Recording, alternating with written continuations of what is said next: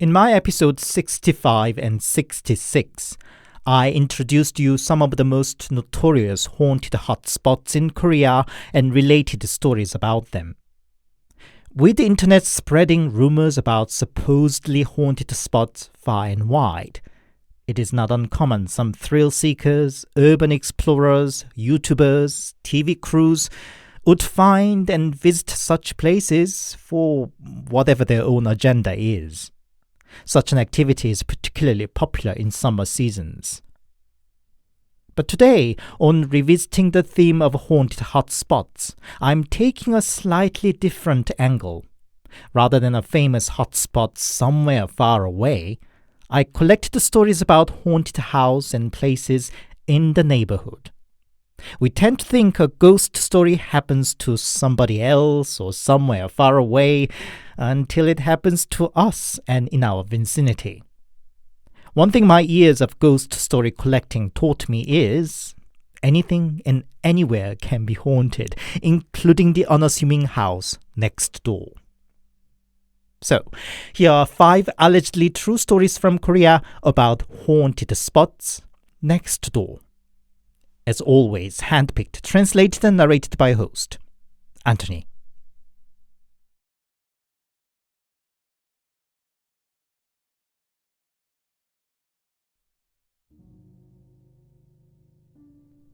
Behind my apartment is a hill with a trail for a walk.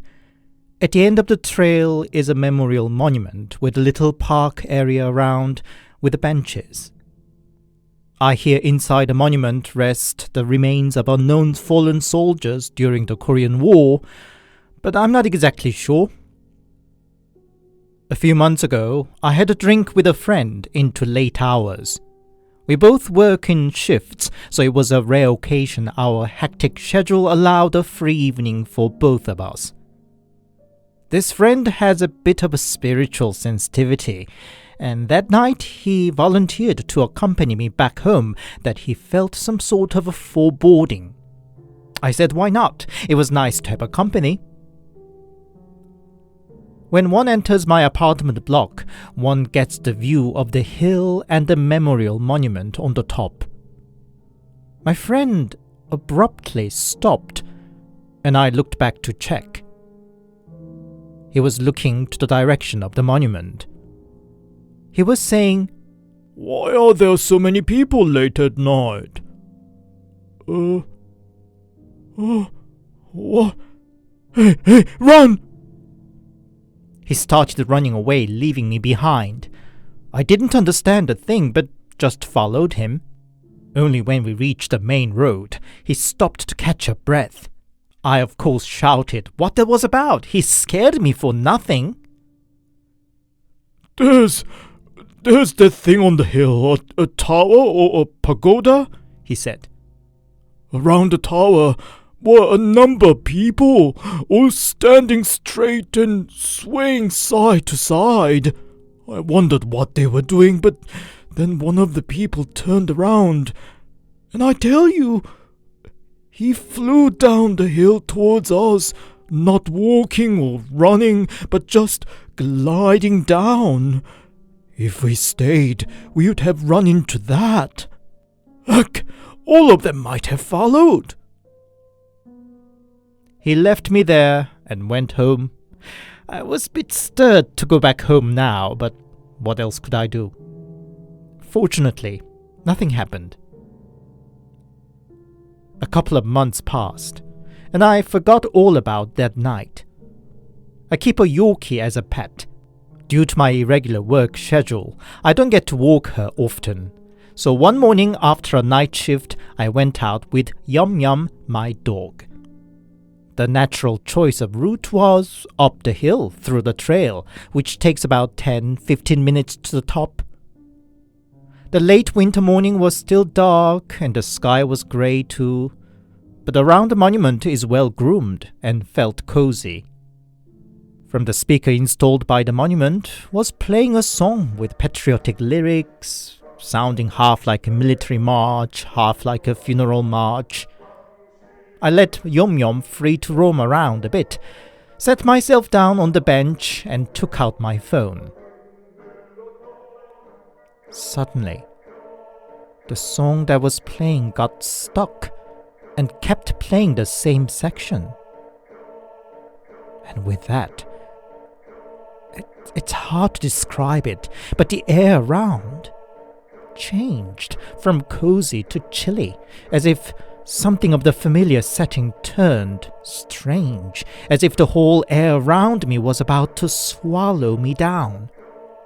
I looked round Yum Yum, the dog, that had been happily sniffing around just a second ago, and she was now frozen and shivering like when I scolded her. I didn't want to see what should happen more. I picked Yum Yum up and ran all the way down to my apartment. All the while, the song was keep playing that one section creepily. I don't know what's up with that place, but it goes without saying that I stopped taking a walk to there.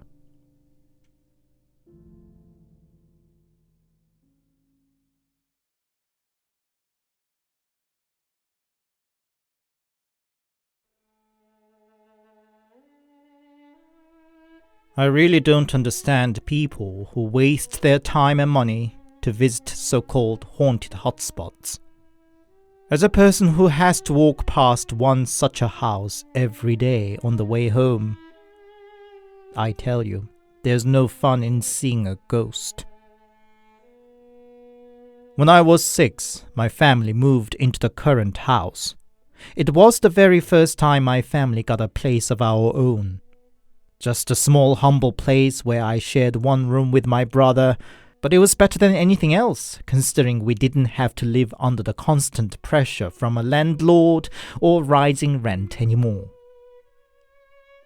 My mom is easygoing and friendly, and made friends with the whole neighborhood quickly. One of them was an old lady who lived in that now abandoned house. She lived with her son and his wife, but they seemed to have totally abandoned the old lady.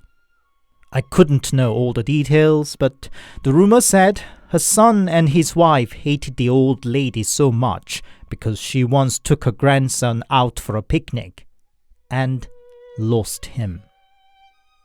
It was almost a daily event to overhear they quarrel and taunt each other.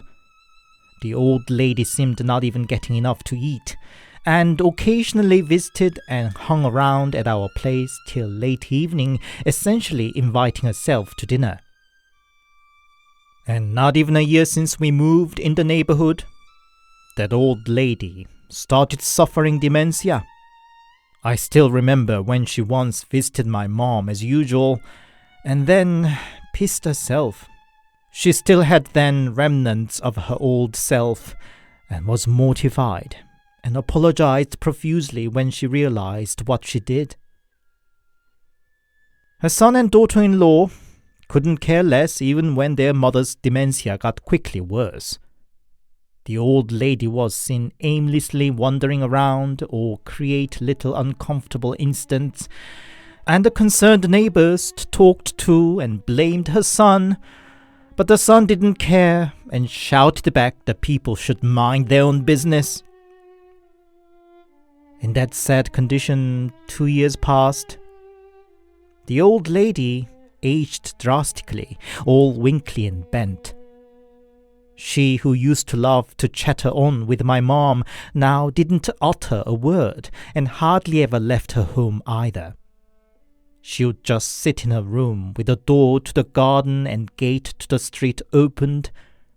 I occasionally saw her in that state as I was on my way back home, and because I was little and didn't fully understand the situation, I just ran past, scared. The old lady passed away that winter. One day she went out saying she would wait for her lost grandson. As usual, her son didn't care, and the old lady was found 2 days later at the foot of the local mountain, crouched down and frozen to death. Her son and wife moved away as soon as the funeral was over. Guess they couldn't bear the accusing eyes of the neighbors in that small town. Into their old house moved in a new family soon, and people quickly forgot about the sad history of the old lady. Until the new family started complaining about weird phenomenons. They would be woken up by somebody knocking on the gate late at night. When they opened the gate, they would find a little boy there. But he would then run away in a lightning speed before they could ask anything. Then, one winter night, the family's sleep was once again disturbed by a loud banging on the gate. Granny! Daddy! Mommy! The wife of the family went out to the gate. And there was somebody already trying to open up the gate. "Who are you?" the shocked wife yelled at the stranger. And when the person turned around, it was an old woman, glaring angrily without a word.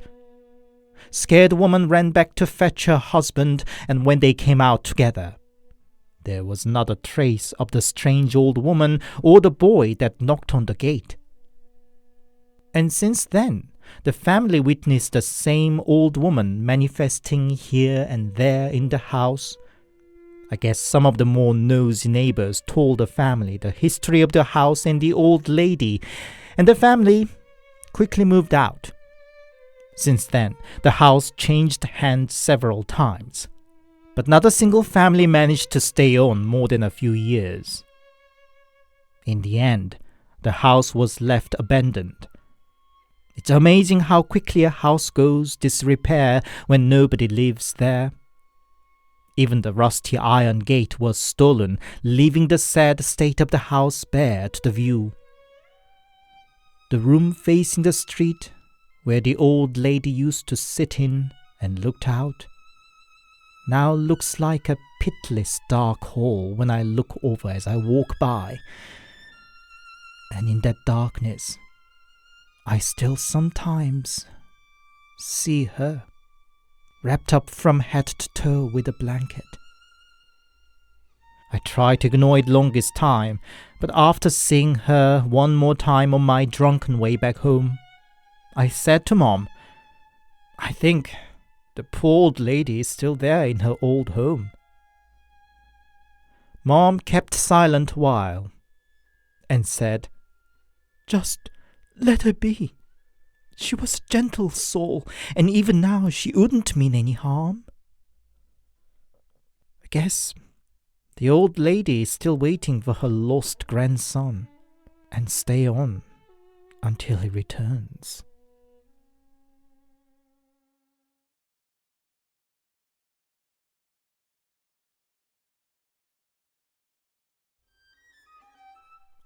A story my uncle told me. A rich man from Seoul purchased the entire slope of the local mountain in Uncle's village. Uncle always thought it to be an ideal spot for a house, for its gentle slope and idyllic landscape with the trees and meadows. Indeed, the rich guy built a mansion of a house as his holiday retreat. Came the winter, and the whole family turned up. Despite of their wealthy status, they all looked pretty down to earth and closely knit. But as soon as they settled in their new mansion for the winter, things started going terribly wrong.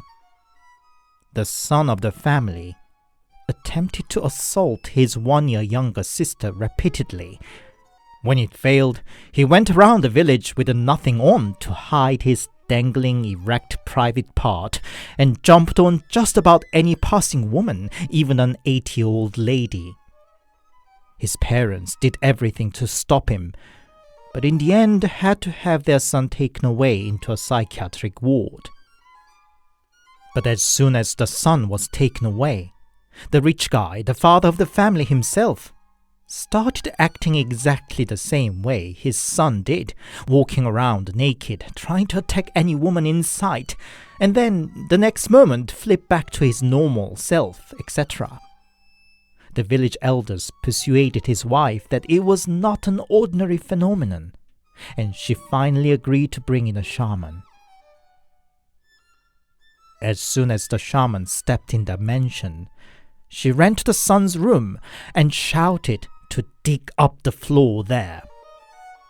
Villagers joined in to lift the floor and down to the ground, and there they found a human remain, just the lower body of it. According to the shaman, the remain belonged to a poor young vagabond who died and was forgotten there. During the construction of the mansion, the upper body of the remain was carelessly removed, and the house was built on the rest lower remain. And the animalistic desire represented by the lower half of the body was haunting the male members of the occupants. The shaman performed the ritual to appease to the ghost of the vagabond guy, and the father and son of the family regained themselves back.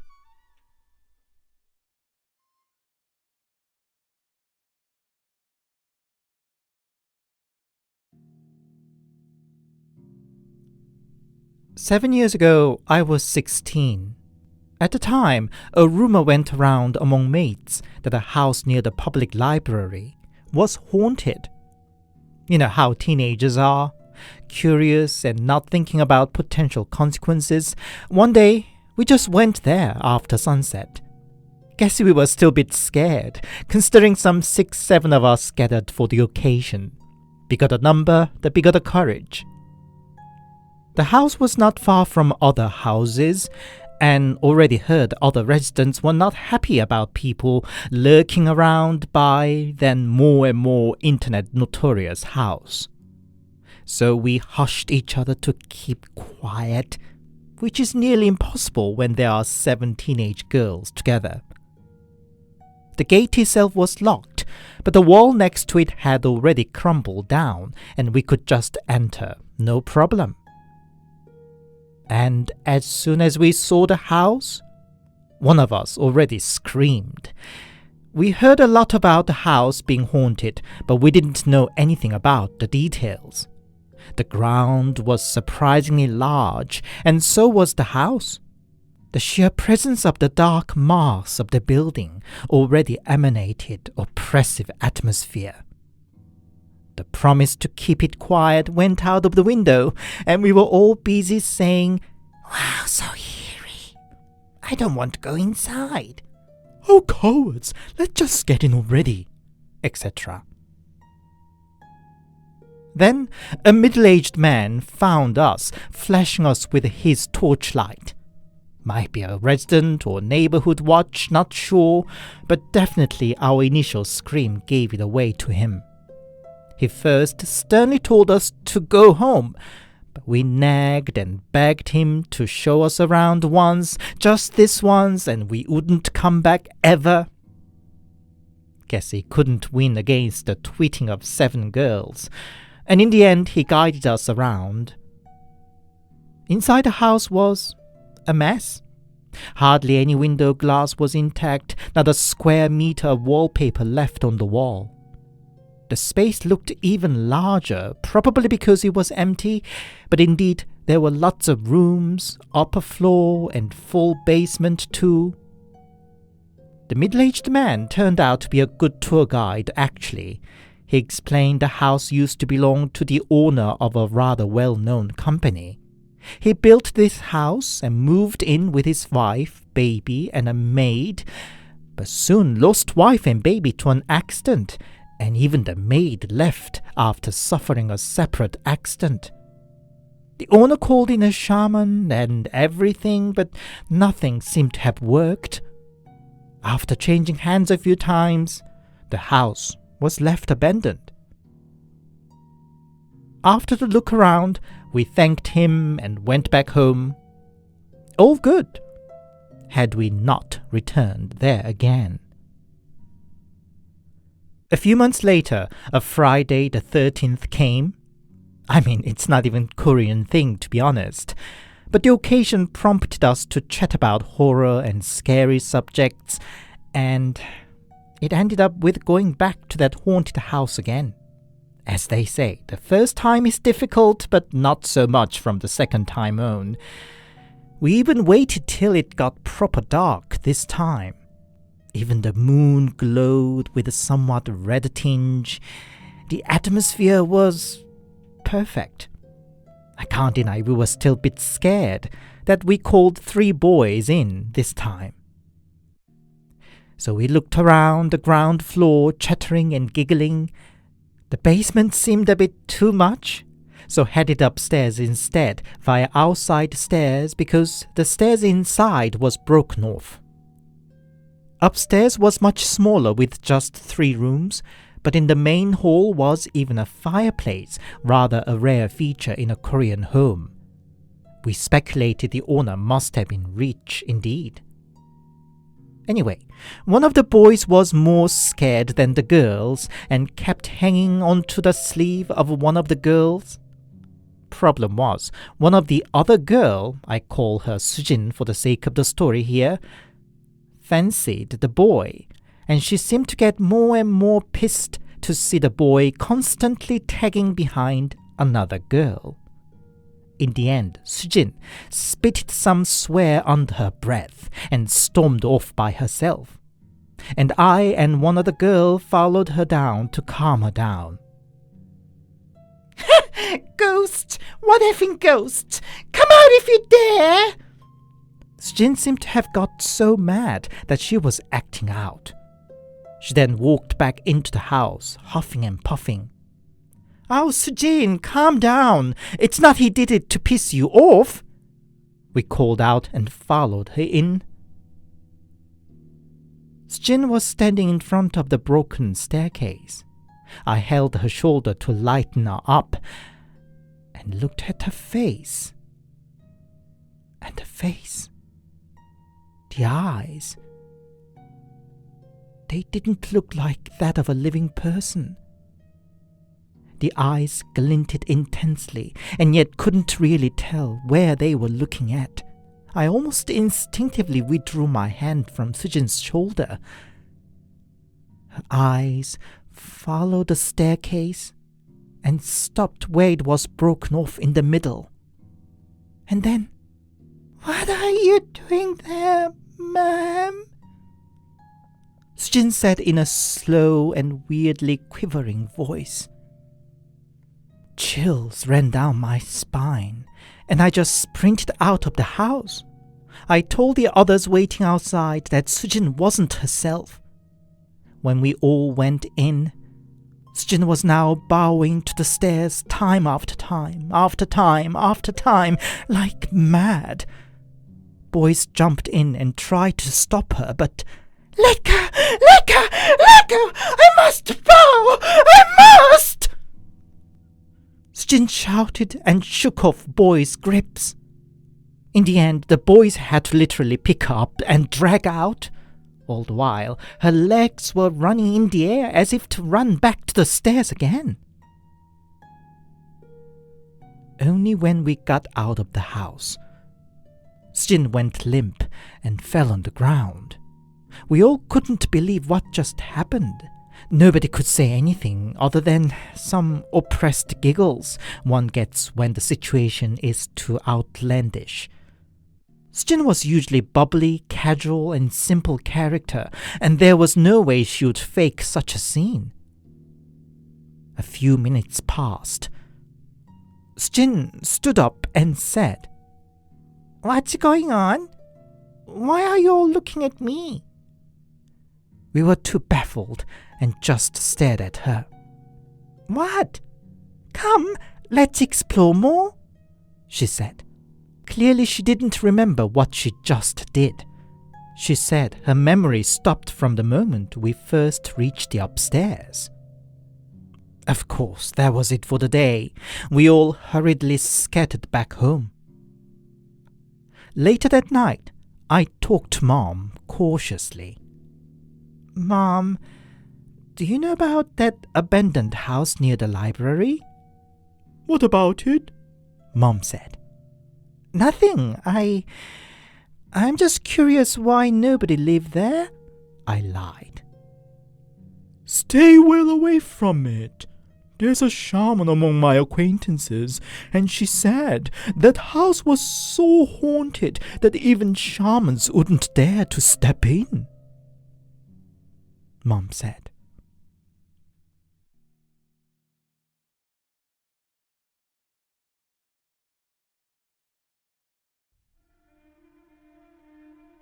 Summer 2005.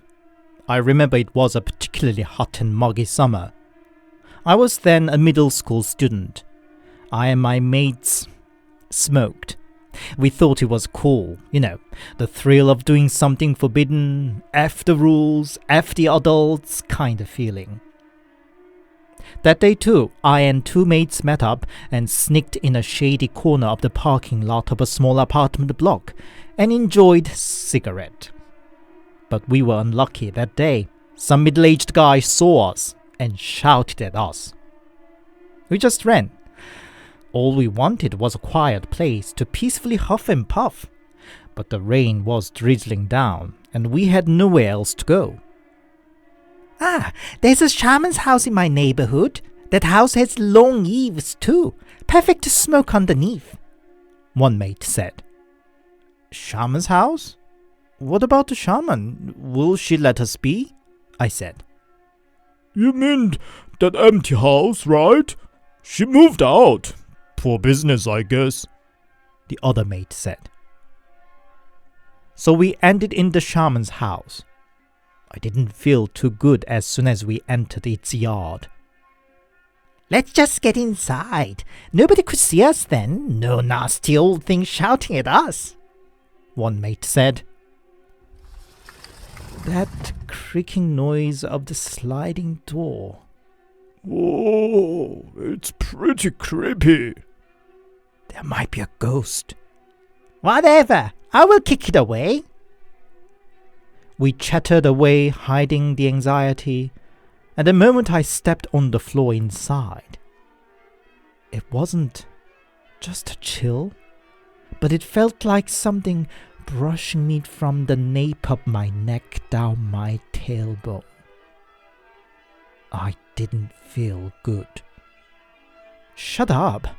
Let's just smoke and get out of here, I said, but the boys laughed. What? Are you scared, pussy boy? Who wants to be called a chicken by his mates? I just shut myself and lighted a cig. Hey, let's check out their room too, one mate said. What do you expect in an empty house? Just dust and cockroaches, I said. See, the pussy boy's scared. I told ya. The mate wound me up, so I opened up the room door. It was a shrine room. Everything was neat. The painting behind the table, incense burner, various objects neatly arranged. Are you sure the shaman left the house? I asked. I'm sure. But then, why did she leave all this stuff behind? Mate said.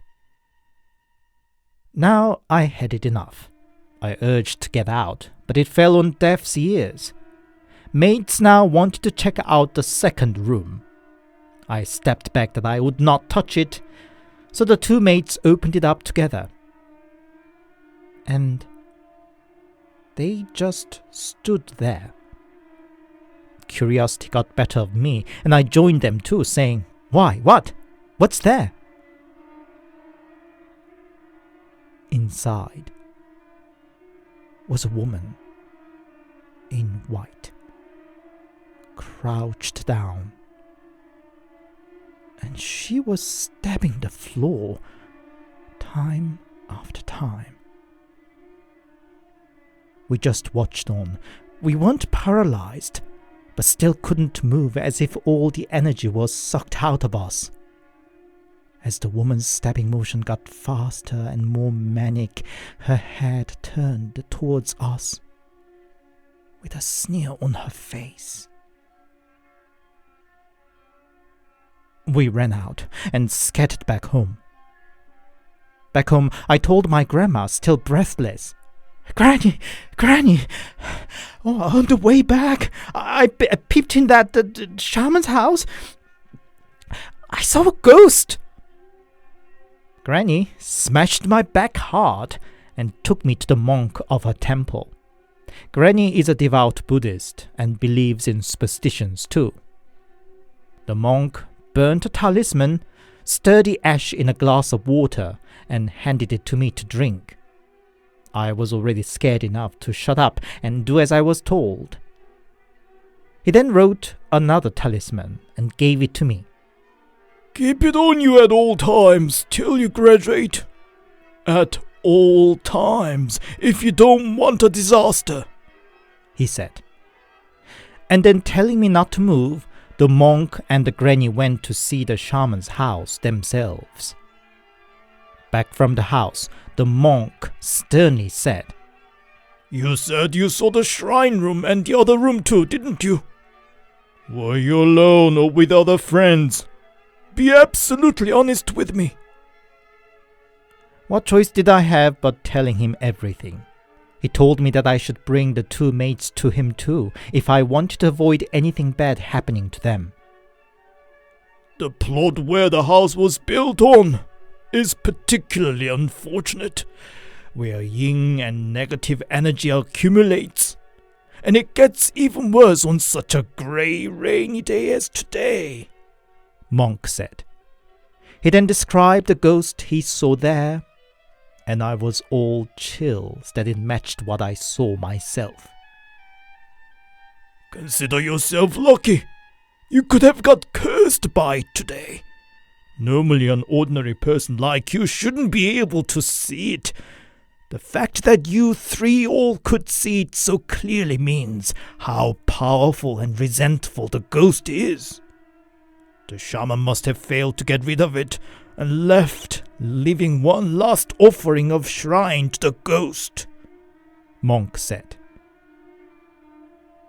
I did tell my mates they should see the monk too, but one mate was from a devout Christian family, so his parents took him to their priest instead, and that seemed to have taken care of the matter. But the second mate, when he told what happened to his parents, they didn't take him seriously. Who could tell what happened to his family afterwards had anything to do with a ghost? But his mom ran away for another man. His dad became an alcoholic after that and died of an accident by slipping from stairs while drunk. Last thing I know about the mate is that he moved to Seoul to live with an uncle. I avoided walking past the shaman's house for the rest of my school years. After the graduation, I checked on the talisman the monk gave me, and it was all turned black. I brought it back to the monk, and he burnt it off. I'm glad enough that there wasn't any serious consequence from my teenage misadventure. But whenever I recount this story to somebody, the ghost still appears in my dream.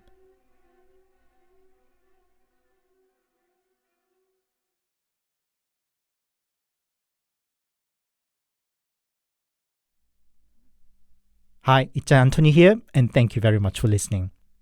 I hope you enjoyed today's stories.